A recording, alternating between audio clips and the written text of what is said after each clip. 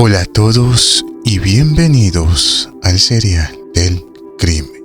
Hoy exploraremos una de las historias más impactantes de Corea del Sur, los crímenes de Lee Chun-jae, un asesino en serie cuya brutalidad y capacidad para evitar la justicia sacudieron al país durante la década de 1980 y comienzos de 1990. En esa época, Corea del Sur vivía una etapa de grandes transformaciones. Tras años de gobiernos autoritarios, el país se encontró en una transición hacia la democracia, marcada por futuras protestas y demandas de derechos civiles. A medida que el país se modernizaba y experimentaba un crecimiento económico acelerado, la población vivía con un profundo sentido de esperanza y tensión. Este desarrollo también trajo consigo un éxodo masivo de la vida rural a las ciudades, lo que modificó el tejido social y provocó que muchas áreas periféricas quedaran desatendidas y sin vigilancia, un factor que jugaría a favor de ciertos crímenes. En medio de estos cambios, la policía de Corea enfrentaba serios desafíos. Limitados en sus recursos tecnológicos y en su experiencia con investigaciones de crímenes en serie, no contaban con las técnicas avanzadas de perfilación criminal ni tampoco de infraestructura moderna para la recopilación de estas pruebas. La presión para poder resolver casos graves era intensa y el sistema legal aún estaba en proceso de transformación, lo que dificultaba los procesos de investigación y la cooperación interdepartamental. La falta de confianza pública en las autoridades dificultaba la recopilación de testimonios de testigos clave, algo esencial para poder resolver crímenes de esta magnitud. Sin embargo, mientras en Corea del Sur se vivía toda esta transformación social, en Hwangseong, una región tranquila y rural al sur de Seúl, se desarrollaron los crímenes de Lee Chun-jae, crímenes que impactarían profundamente a la sociedad coreana. Estos crímenes parecían sacados de una pesadilla, víctimas encontradas en áreas desoladas, escenas que desconcertaban a la policía y familias que buscaban justicia sin respuestas. Fue un caso que desafió a las autoridades y marcó un antes y un después en la forma en que el país abordaba estos eventos. Luego de esta pequeña introducción y sin más preámbulos, comencemos con el crimen.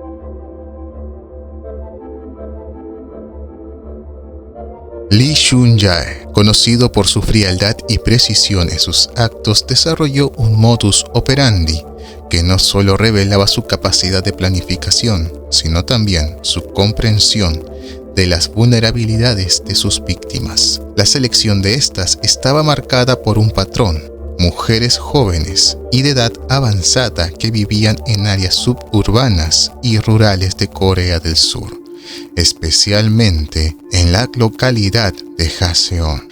Estas zonas con poca iluminación y espacios aislados eran el escenario perfecto para que Lee cometiera sus crímenes sin ser detectado. Su preferencia por estos lugares sugiere que seleccionaba meticulosamente a sus víctimas, y el contexto donde actuaba buscaba minimizar la posibilidad de ser observado y aprovechando la tranquilidad de la comunidad para poder operar sin interrupciones. Lee tenía una firma distintiva, es decir, ciertos detalles que repetía en cada ataque. Este patrón incluía un enfoque calculado. Tras acechar a sus víctimas, se aseguraba que estuvieran solas y en algunos casos incluso las sorprendía dentro de sus propios hogares o en sus caminos diarios. Su intención no era solo eludir cualquier interferencia, sino también sembrar miedo en una comunidad que hasta entonces había vivido con una percepción de seguridad. Entre sus métodos característicos, Lee solía emplear objetos de uso diario o los propios efectos personales de sus víctimas. Esto incluía el uso de prendas o correas de tela, elementos que fácilmente podía encontrar en la escena y que le permitían actuar actuar sin dejar rastros evidentes de su propia presencia. Su firma también incluía un método específico para llevar a cabo los crímenes. En cada ocasión, buscaba mantener un control total sobre sus víctimas mediante restricciones físicas. Esta técnica le permitía evitar cualquier resistencia y a su vez añadía un elemento característico de poder sobre las víctimas que, según expertos, reflejaba sus impulsos de control y dominación. Estos patrones consistentes en su modus operandi fueron un factor determinante que más adelante ayudaría a los investigadores a conectar sus crímenes, aun cuando estos ocurrieron en distintos momentos y lugares. En cuanto a la motivación de Lee, su elección de víctimas vulnerables sugiere una intención de infligir terror en un segmento de la sociedad que probablemente no tenía la capacidad de defenderse, reflejando una especie de desprecio hacia la vulnerabilidad y una necesidad de reafirmar su control en cada ocasión. Estos detalles hacen evidente su obsesión por establecer una marca o firma en cada crimen, sin cambios importantes en su método a lo largo de estos años. En resumen, la brutalidad y precisión del modus operandi de Lee Chun-jae no solo ayudarán a crear un ambiente de terror en Corea del Sur, sino que también lo ha establecido como una figura notoria en la historia criminal del país, revelando las fallas del sistema y el profundo impacto que un único individuo puede tener en una sociedad entera.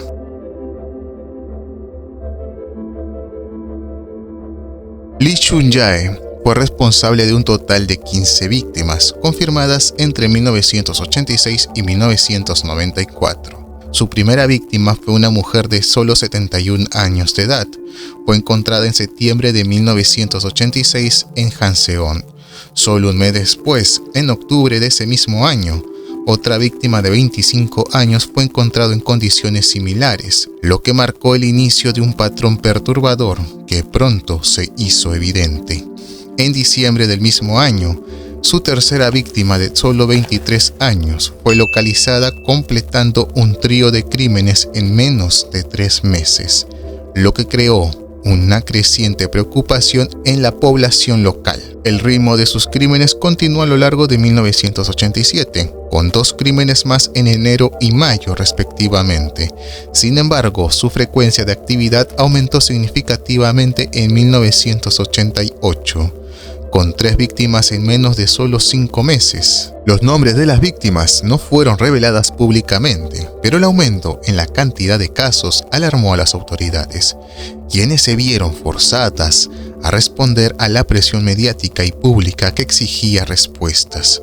Durante este periodo, el pánico en Hanseon alcanzó su punto máximo, con medios de comunicación siguiendo cada caso de cerca y familiares tomando precauciones adicionales. Tras este periodo intensivo, el ritmo de crímenes comenzó a interrumpirse, con un solo crimen reportado en 1989 y otro en 1990. Esta reducción de frecuencia llevó a una falsa calma en la región, aunque las autoridades seguían investigando los casos previos sin lograr avances significativos. Sin embargo, en 1991 se produjo una breve reaparición de actividad con otros 2 crímenes en un lapso de 3 meses. Este cambio irregular en su ritmo dificultaba a los investigadores poder establecer un perfil claro, confundiendo a la policía y contribuyendo a una sensación de frustración e impotencia en la población. Finalmente, en resumen, la intermitencia en la frecuencia de los crímenes y los cambios de ritmo en sus actividades criminales no solo desafiaron a las autoridades, sino que también contribuyeron a su notoriedad, dificultando la posibilidad de identificar patrones claros y capturarlo más temprano.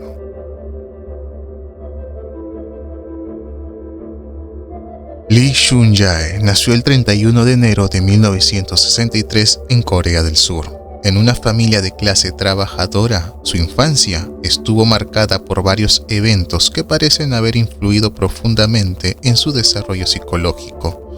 Uno de los episodios más significativos ocurrió cuando aún era un niño pequeño.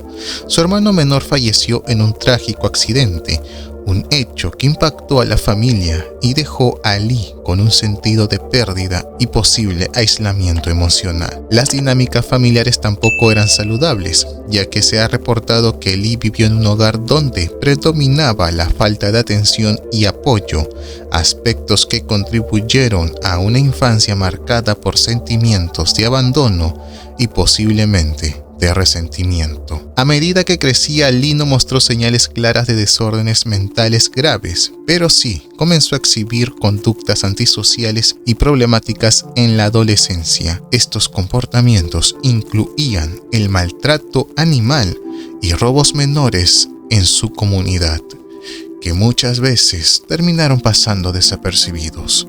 Estos primeros indicios de comportamiento antisocial son señales de advertencia temprana en algunos casos de criminales violentos, y en el caso de Lee representaron el inicio de una desconexión gradual con las normas y el respeto por los demás. Durante sus años de juventud, Lee fue reclutado para el servicio militar obligatorio de Corea del Sur, una experiencia que, en lugar de aportarle disciplina o sentido de propósito, pareció contribuir a su desconexión emocional. El servicio militar surcoreano, especialmente en ese entonces, era conocido por su rigidez extrema, y la experiencia pudo haber exacerbado cualquier resentimiento y frustración interna que Lee ya había acumulado. Una vez finalizado su servicio militar, regresó a su ciudad natal, donde aparentemente intentó adaptarse a una vida normal.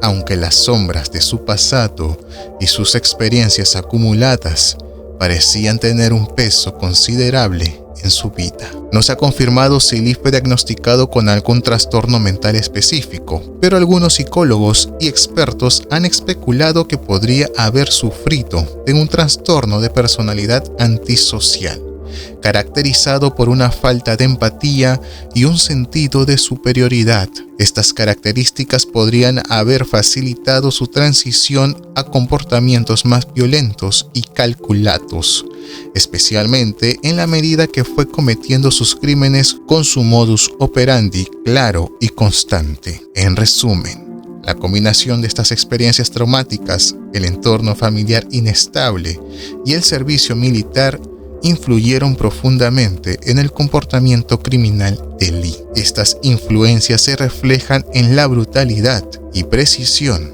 de sus crímenes, así como en el patrón errático y calculado con que los ejecutaba.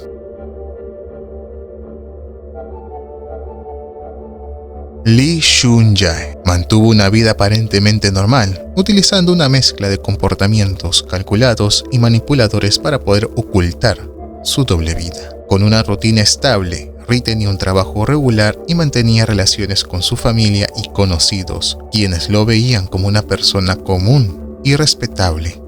En su comunidad evitaba levantar sospechas al comportarse de una manera reservada y no mostrar señales de agresión y comportamientos inusuales. Uno de sus principales métodos de manipulación consistía en mantener una apariencia de estabilidad emocional y un autocontrol, permitiendo que quienes lo rodeaban no lo vieran como una persona capaz de actos violentos.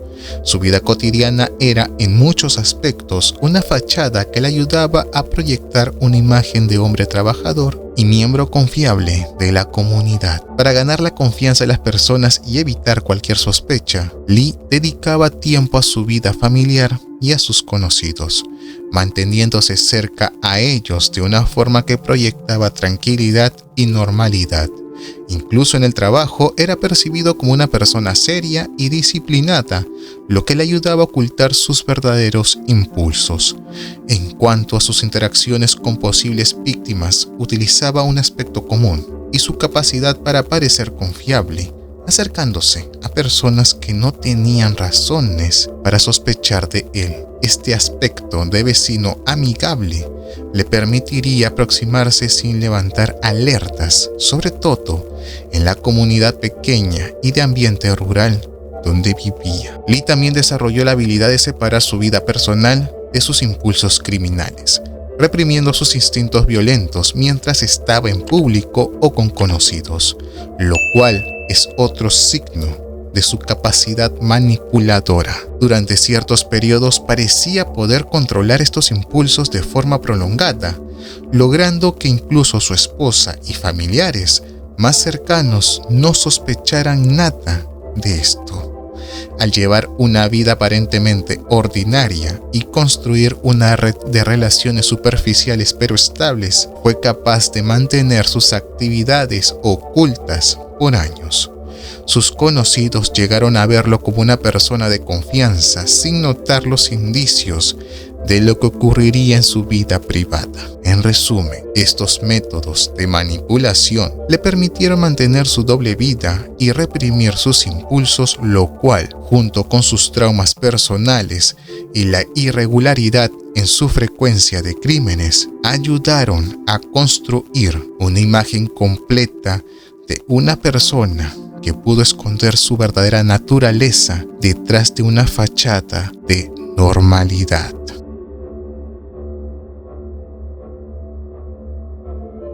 Las investigaciones para capturar a Lee Chun-jae comenzó en septiembre de 1986, cuando las autoridades surcoreanas encontraron el primer cuerpo de sus víctimas en Hanseon. Durante los siguientes meses se sucedieron varios hallazgos similares en los mismos alrededores, lo que puso en alerta a la policía local, que pronto identificó a un patrón que indicaba la presencia de un asesino en serie.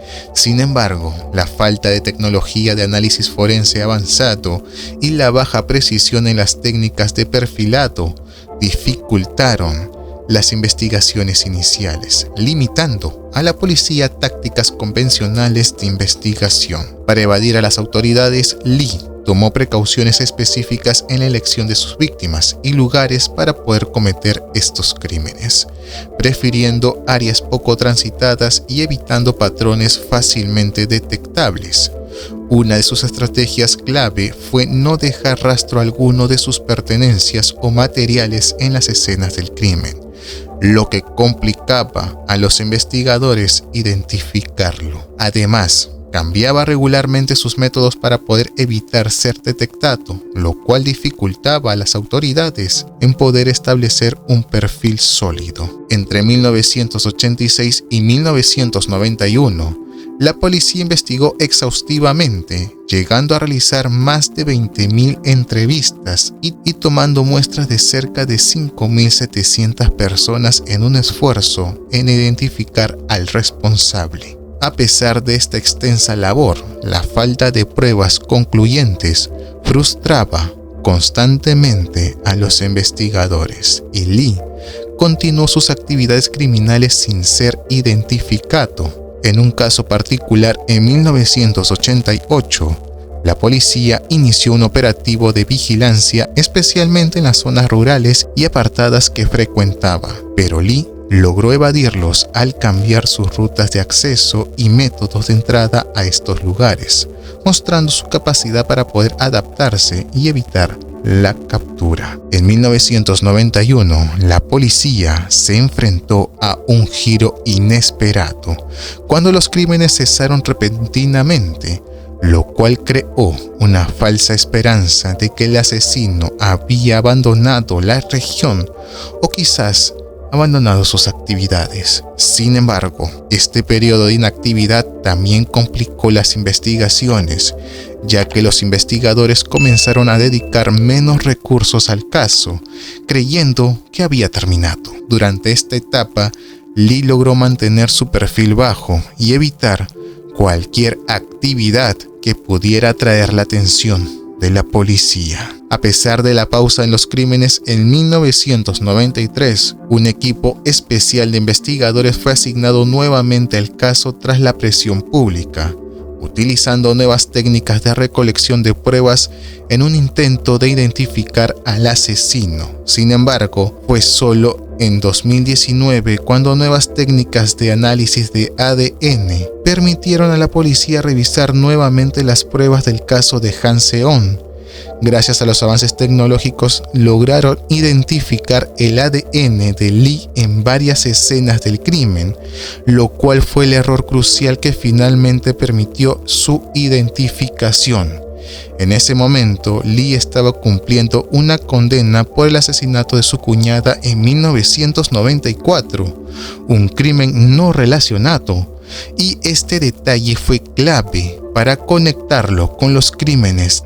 En resumen, las tácticas de evasión de Lee y su habilidad para manipular su entorno le permitieron evadir a las autoridades durante más de 30 años, lo que contribuyó a su reputación como uno de los criminales más elusivos de la historia criminal en Corea del Sur.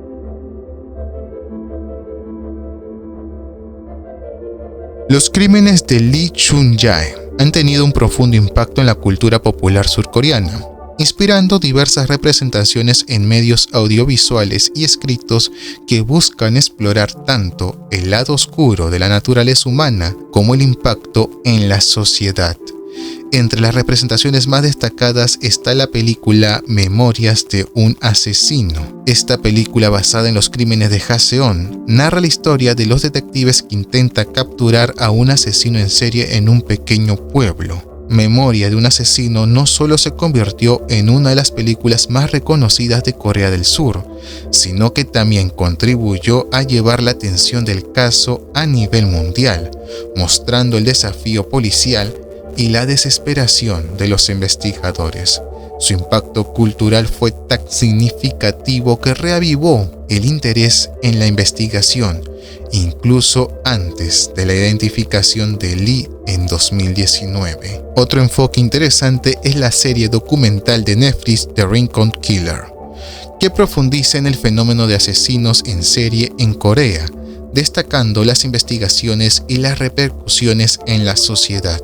Aunque esta serie no se enfoca exclusivamente en Lee, sí refleja la atmósfera de tensión y paranoia que sus crímenes ayudaron a crear, brindando un contexto para entender la situación del país en esa época. El caso también ha sido cubierto en múltiples libros de crímenes y análisis criminales en Corea del Sur, aunque en muchos de estos trabajos se usaron nombres ficticios o se relataron hechos de una manera indirecta debido a la falta de resolución del caso durante muchos años. Desde su identificación, los autores han vuelto a abordar el caso, analizando desde un punto de vista psicológico y criminológico como la capacidad de Lee para manipular a quienes lo rodeaban y evadir a las autoridades. Contribuyó también a crear una figura de criminal esquivo que sigue fascinando y desconcertando al mismo tiempo.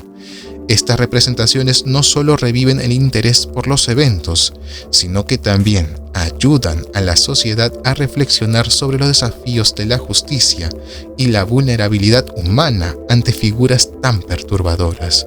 En conjunto, estas producciones ofrecen una visión completa de los efectos devastadores de estos crímenes, manteniendo viva la memoria de las víctimas y al mismo tiempo sensibilizando sobre la importancia de los avances en las técnicas de investigación. Resumiendo, cada uno de los criterios es crucial para poder determinar cuáles son los aspectos más característicos de Lee Chun-jae.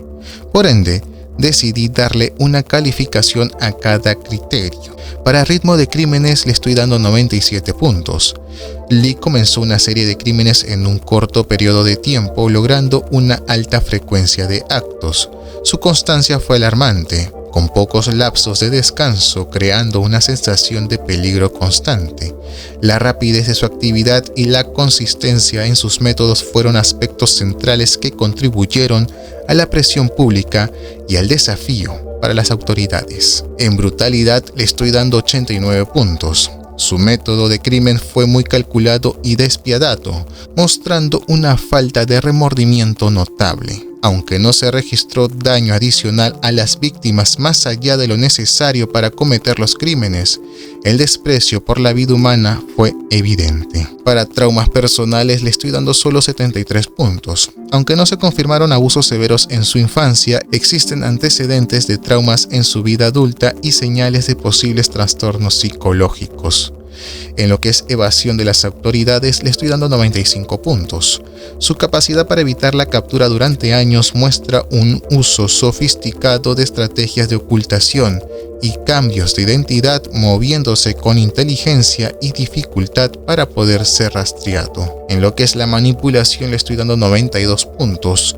Lee tenía una notable habilidad para controlar su imagen pública, manteniendo relaciones sociales que ocultaban su verdadera naturaleza. Incluso engañó a amigos y familiares de una manera efectiva y creó una fachada respetable, aprovechando esta habilidad para seguir su vida criminal sin levantar sospechas. En lo que es la influencia en la cultura popular, le estoy dando 85 puntos. Su impacto en los medios, especialmente a través de la película Memorias de un asesino, ha dejado una marca profunda en la percepción pública de los crímenes en Corea del Sur.